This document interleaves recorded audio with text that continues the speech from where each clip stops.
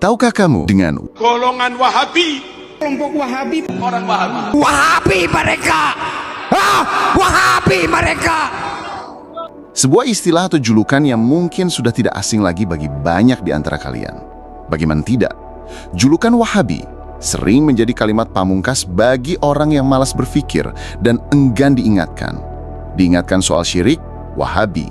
Diingatkan soal konser berkedok kajian, Wahabi. Bahkan diingatkan soal dampak lingkungan karena tambang, Wahabi. Memang sungguh aneh sekali. Karena itu akhirnya membuat banyak orang penasaran dengan apa itu Wahabi. Sebenarnya julukan ini hinaan atau pujian? Bagaimana tidak? Pasalnya, julukan ini selalu disematkan kepada orang-orang yang rasional, berpengetahuan, dan kritis dengan adanya keburukan di sekitar mereka. Belum lagi jika dinilai dari segi arti Wahabi. Karena itu mari kita cari tahu sebenarnya apa itu Wahabi.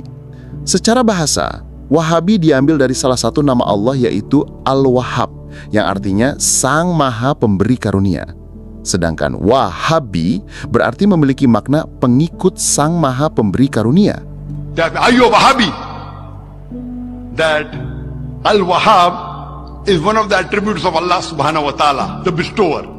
I am a follower of Allah and Al-Wahhab. In that way I am a Wahabi. No. Are you that sect? I said no sect. I am a Muslim.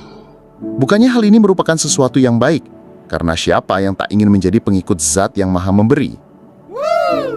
Namun sebenarnya, sebutan Wahabi merujuk kepada gerakan dakwah yang dinisbatkan kepada Syekh Muhammad bin Abdul Wahab, seorang ulama asal Najd yang hidup di abad ke-18.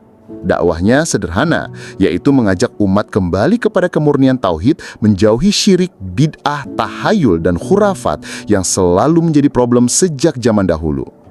Ia berdakwah di tengah masyarakat muslim yang sudah terbiasa menyembah kuburan, meminta kepada selain Allah, dan merayakan ritual tanpa dasar syariat.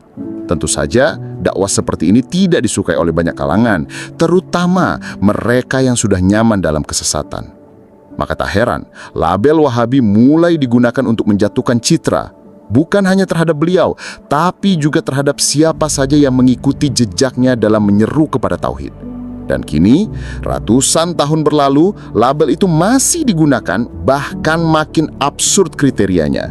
Padahal, jika kita jujur, orang-orang yang hari ini sering dicap sebagai Wahabi justru mereka yang paling taat kepada pemerintah, yang paling menjauhi kekerasan, yang paling menjaga adab, dan paling tidak sibuk mengurusi urusan pribadi orang lain.